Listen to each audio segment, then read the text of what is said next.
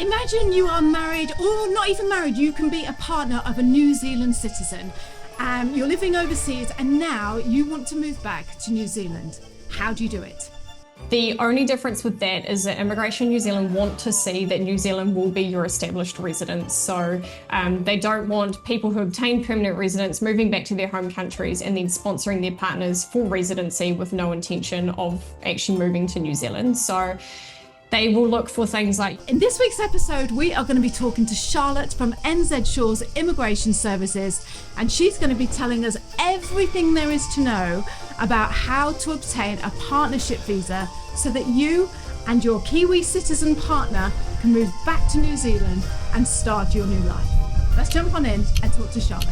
NZ Ahead, coming to you from Taranaki, New Zealand. Charlotte, hello and welcome back to the podcast. Thrilled to have you as always. Thanks for having me, guys. So happy to be back again. For anyone who doesn't know, and I'm sure they do, if you follow this channel, you will know that Charlotte is from NZ Shores Immigration Services, our favourite immigration advisors. And today we're here to talk about the partnership visas. Have I said that right? The visa Yes. of the, yes. Just tell me what it is. What's the proper name for that visa, Charlotte?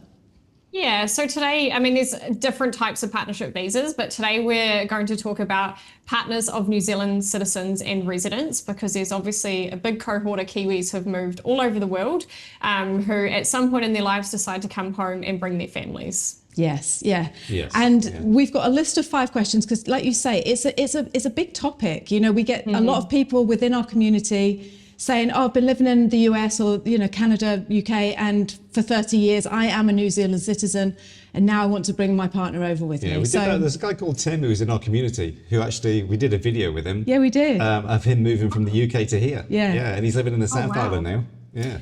So let's jump straight in. What type of partnership visas are there? Yeah, so for partners of New Zealand citizens and residents, so you can be just a standard resident visa holder or a permanent resident visa holder. For people, I'll just quickly touch on that. So for people who don't know the difference, most people will be granted a resident visa outright, and then that will have some kind of condition attached to it depending on what category you've applied under. So even if you just hold that initial residence visa, and you're either already in New Zealand and perhaps your partner didn't initially meet the threshold, or you're outside New Zealand and you hold a permanent resident visa, you can sponsor your partners for either a residency visa, a permanent residency visa outright if you meet very particular criteria, or a partnership work visa. So we've got 3 different types of visas, 2 of which are residence and 1 which is temporary. How can a New Zealand citizen, someone's asked this, how can a New Zealand citizen support a visa application to bring a partner over to New Zealand? Yeah, so Immigration New Zealand assess partnerships on 2 factors, and this applies to all types of partnership visas. So if you're a partner of a worker or a partner of a student, the criteria is the same regardless. But for a partnership work visa, you must be able to demonstrate that you have been living in a genuine and stable relationship. So, and that applies to residents as well. So 2 factors are living together and a genuine and stable relationship. Living together means that you are cohabiting at the same address and you're able to prove that that is the case. So for work visas, there isn't actually a stipulated threshold as to how long you have to have been living together. We tend to work on a minimum of about 2 to 4 months, and you have to have, if you are definitely at the lower end of that spectrum, you have to have really solid evidence that you are at that same address. So it could be property ownership, rental agreements, utility bills, bank statements, anything that comes from a third party, Temu orders, Amazon, Uber Eats, whatever it might be, as long as it's a document that comes from another organisation that has name and address attached to it, can either be joint or individual. So given that we're in the 21st century, Immigration New Zealand aren't expecting people to have joint accounts or joint utilities, so documents can be joint or individual. If you have individual bank statements or whatever it may be, that's absolutely fine. So that's the first thing, and that is the main thing that they are looking for, because you can't just have a boyfriend or a girlfriend or a partner living at a different address and decide, hey, we want to move back to New Zealand and have them get a partnership visa. It has to very specifically meet that criteria, so you have to be living together. The genuine and stable factor is also important, but they don't place as much emphasis on this. So genuine and stable means that you have to be able to prove that your relationship is genuine. So you have to be able to prove often that friends and family are aware of your relationship. So we provide things like letters of support from friends and family. We provide evidence of photos of you together, photos with your friends and family. Marriage certificates can fall into the genuine and stable factor, but it's not a determining factor. So you don't have to be married to sponsor your partner for a visa in New Zealand. If you've got children together, that can add to the genuine and stable factor, but again, not required. So they just want to look at all different aspects of your life together as a couple, and they just want to make sure that it's not an online relationship that you're hiding from your family, that you are very much a couple, and that your friends, family, society, your wider community are aware that you're actually together. So those are kind of the two factors. If we look at a residency application, you have to be able to prove you've been living together for a minimum of 12 months. So that's the threshold that Immigration New Zealand attached to that residence. There is also the option to apply for a permanent resident visa. This is only for New Zealand citizens and their partners. They must be offshore or have only arrived into New Zealand within the last 3 months. So if you come into New Zealand and you're here for more than 3 months and you decide, hey, we want that permanent resident visa, you've already missed out. So really important that you get that in before that threshold. And you must be able to prove you've been living together for 5 years. So that threshold to get that permanent resident visa outright is a lot higher than our work visa and just our standard residency visa. Wow. You're looking like I've just given you so much information. Yes. No, yeah, it's fantastic. Yeah, I think one of the things I would be thinking the marriage certificate would make sort of seal it, because in theory that proves as a union, doesn't it? But it does. What you're saying is it's yeah. What there's about a lot of fraud. What about if you're living in separate bedrooms? Anyway, let's not get into our personal life here. Maybe that's the reason they're still together. I don't know. There's definitely cases where I end up in the spare bed because my husband's snoring. So yeah, clearly. He probably will hate me for telling people that. But anyway, the world knows now. Yeah, that's it. Marriage on its own doesn't count because anyone could pay anyone to marry them, right? So there is definitely partnership fraud that happens, and that's why immigration really dive into the fact, is your family aware that there's a relationship?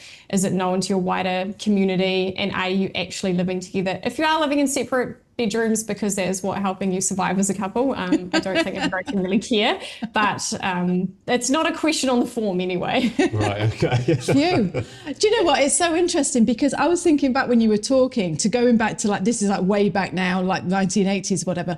I remember when I wanted, before, if anyone wanted to move to anywhere, I want to move to America, it's just just meet an American guy and just marry him, and then you can just get over. It seems so easy, and now it surprises me actually. Or am I wrong about this? Is it a hard visa to get?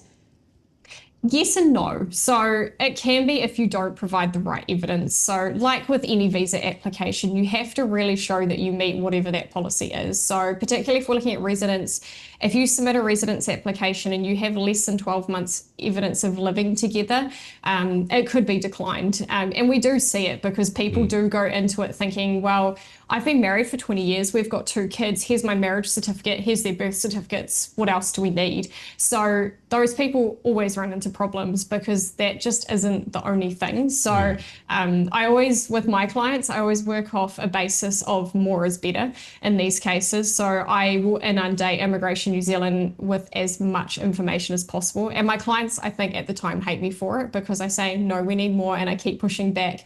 But it does mean that you don't end up with those hiccups because immigration they'll just come back and ask for more evidence if you don't prove that you are, at that same address and have been for a period of time. Yeah. So just to clarify, so if I'm a Kiwi, a New Zealand citizen, I've been living over in Canada for the last 25 years. My wife is Canadian, and I want to move to New Zealand come back as a permanent resident, never leave New Zealand again. Just clarify what the rule again, what I have to do for the years. Yep. Yep, so it's 5 years attached to that one. There's actually no requirement once that permanent resident visa has been issued to enter with any kind of time frame. You don't even have to move back. So that one is very flexible, and I guess they've just established that to help, I guess maybe even give Kiwis an incentive to come home when they've been offshore for a bit of time. But it is only New Zealand citizens who can sponsor their partners for permanent residence outright. If you are a permanent resident yourself, and even if you've been living with your partner for more than 5 years, you will only be granted that resident visa initially, and that will require your partner to live in New Zealand for 6 months out of each year for 2 years before they can get permanent residence themselves. So there is a little bit of a differentiation there. Yeah. So it's just a permanent resident with a clause. Basically, there's really no difference between residence and permanent residence. In terms of what you're entitled to in the country, everything's the same. You can purchase property, you can vote, access to free healthcare, domestic student fees if you want to go to university. So the rights are exactly the same. It's just with the resident visa, they're making people demonstrate a commitment to actually living in New Zealand before they hand out that permanent residence that you get for life. Yeah. Right. And so if you've got kids with you, do they get that permanent residency as well? Yeah, so if there's children involved, so if you are in a situation where you're coming over on a work visa, perhaps because maybe you haven't lived together for 12 months, your children can get student visas. If you are applying for residency, your children can, all permanent residents, your children can be all included in the same application. The fee doesn't change. But often, particularly if you are a New Zealand citizen, your children might actually be eligible for citizenship anyway. So, you could look at that as a separate process. But if they're not, because sometimes it depends on how you've obtained your citizenship, because you can't keep passing it down the line unlimited. So, you can just include your children and the fee remains exactly the same. So if you are eligible for that permanent residence, the whole family would get permanent residence at the same time. And just one more question. So, because we were just talking about not living together, what if you've been living together? Say you're from the UK, or your partner's Kiwi, like we say, and you come over here, but you both go your separate ways straight away. What happens? Is that still okay? Happens, definitely happens. You'd be amazed how often it does happen. Migrating, as you guys know, is a pretty stressful process. Immigration won't penalise you. So if you're here for a couple months and everything falls over and you break up, doesn't mean that you lose your visa, unless immigration get wind of the fact that you weren't necessarily in a genuine relationship at the time of application or at the time of approval. So we did have one case a few years ago where this couple arrived into New Zealand under a partnership category, and then not long after that arrived, they found out that the other person had been cheating on them, had very documented evidence of them doing so. They sent it all to Immigration New Zealand, and that person's resident visa was revoked. So yes. It was definitely. But they were celebrating. Was it a man or a woman? Get out, go on, go.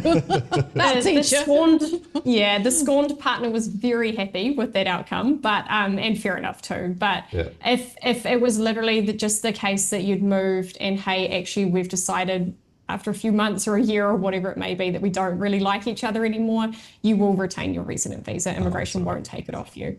Right, okay.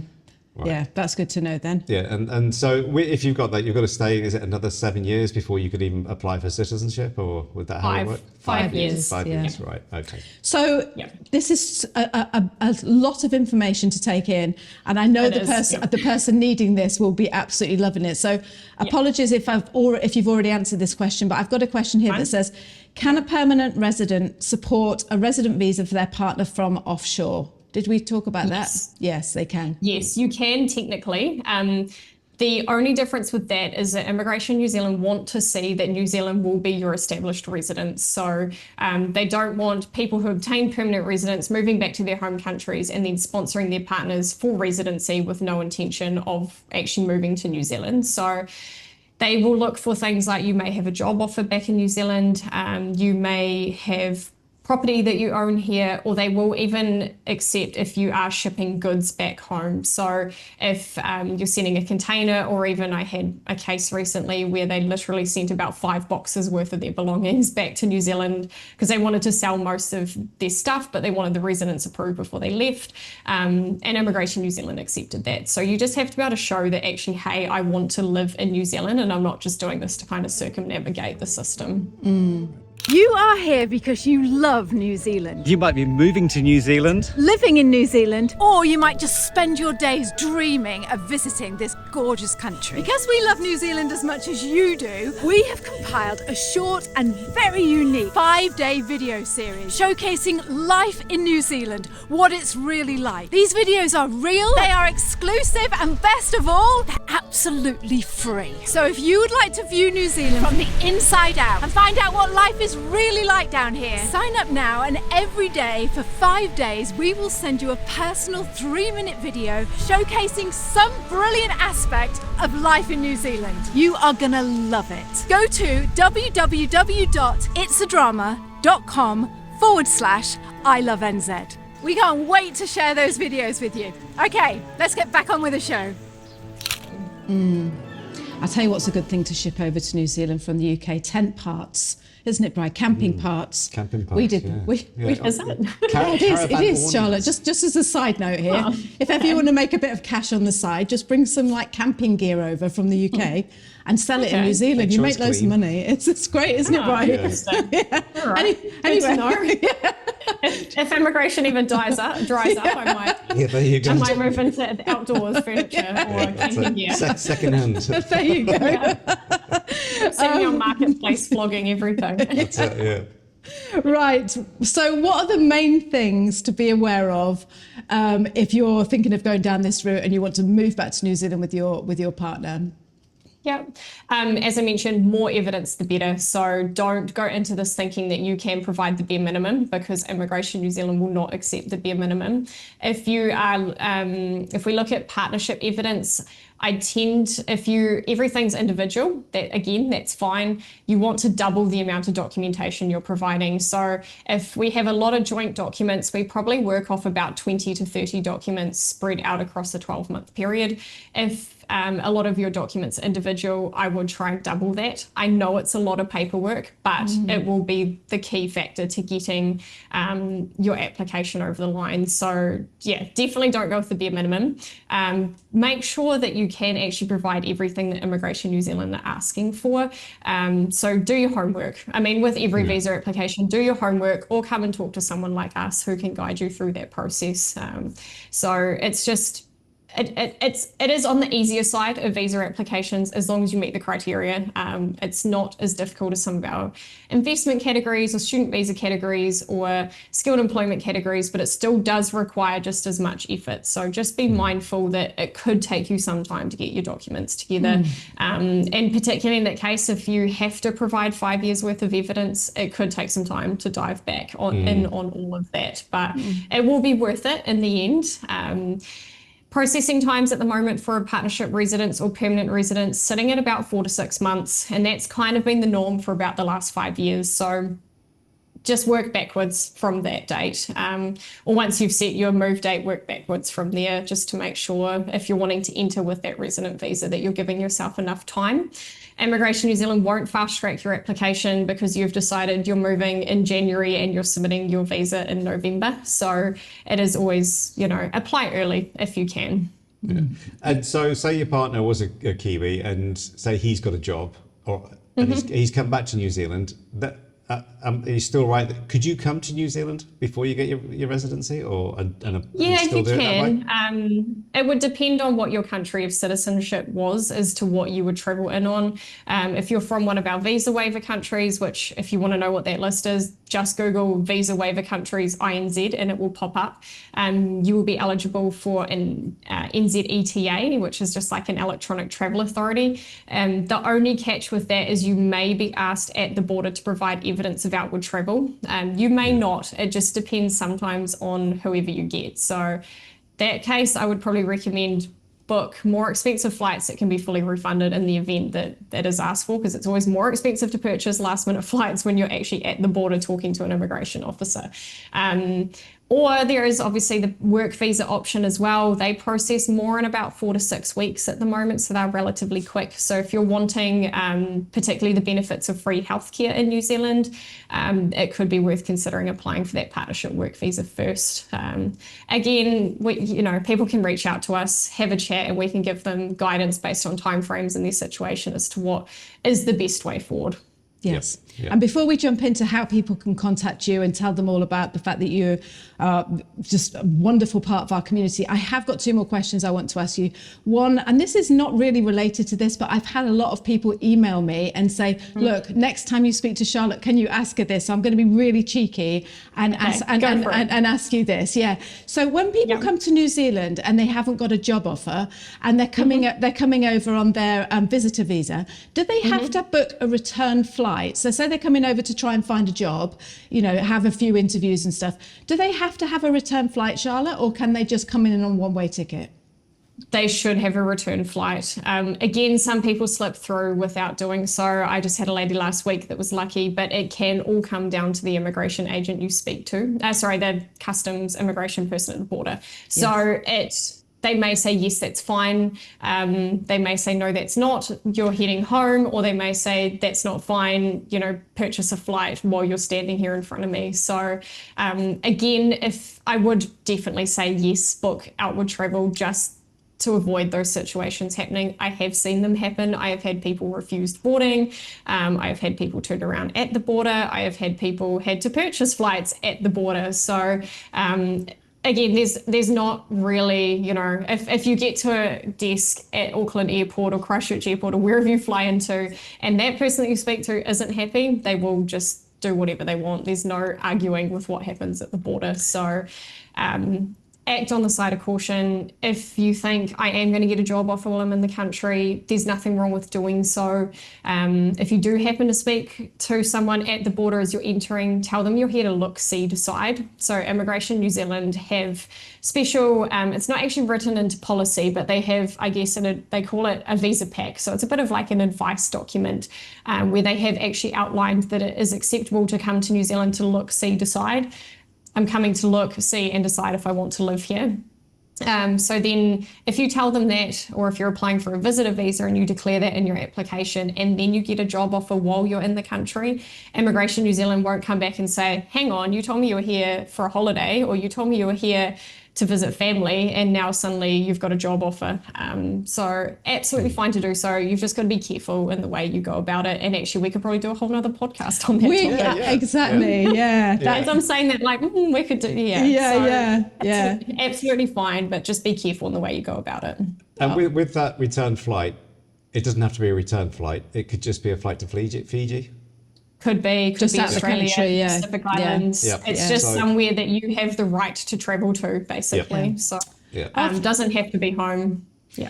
Thanks so much for answering that, Charlotte, because like I say, I've really put you on the spot there. And again, this is just why we love you so much, because there's no planning with you. You just know the answers, and it's fantastic. So, and you're very open about it. So I really appreciate you for that. And my last question, and this again is just a personal thing that I've always wondered, is like, say if you were living in New Zealand, say if I'm in the UK and my grandfather who passed away was a Kiwi citizen, but I'm not a Kiwi citizen, but I know that I've got heritage. My grandfather was a Kiwi.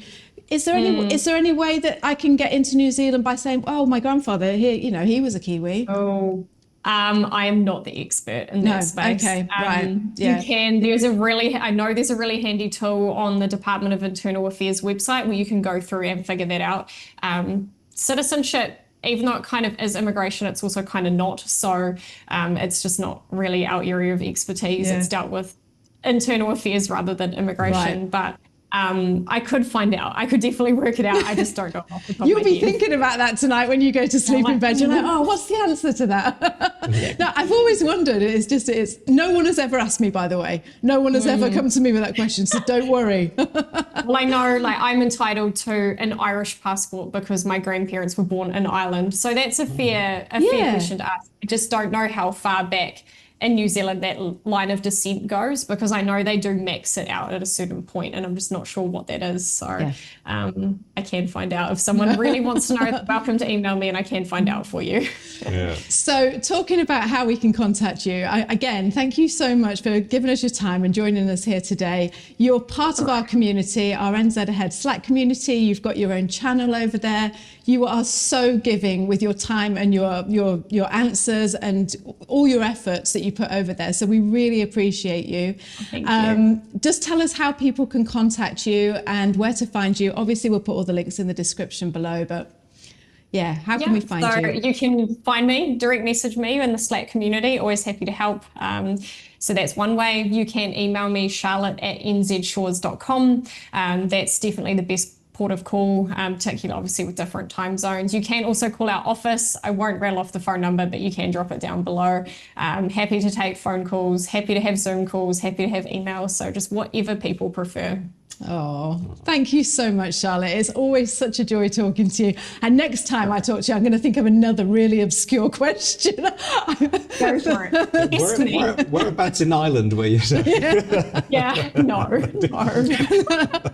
Well, you have a wonderful evening. Thank you so much for joining us. And we'll speak to you again soon, Charlotte. Thank you so much, guys. Looking forward to hearing from all of your wonderful community, and we'll talk soon. Yes, thanks, lovely. Charlotte. Okay, bye-bye, darling. Bye-bye. See you later. Bye. If you're moving to New Zealand, then you will definitely want to know about these big changes that Immigration New Zealand has made to the Accredited Employer Work Visa. For instance, now they have changed some jobs from unskilled to skilled. Immigration have actually reclassified a number of what we used to call unskilled occupations. They've bumped them up to skill level 3. So they've pulled up from skill levels 4 and 5.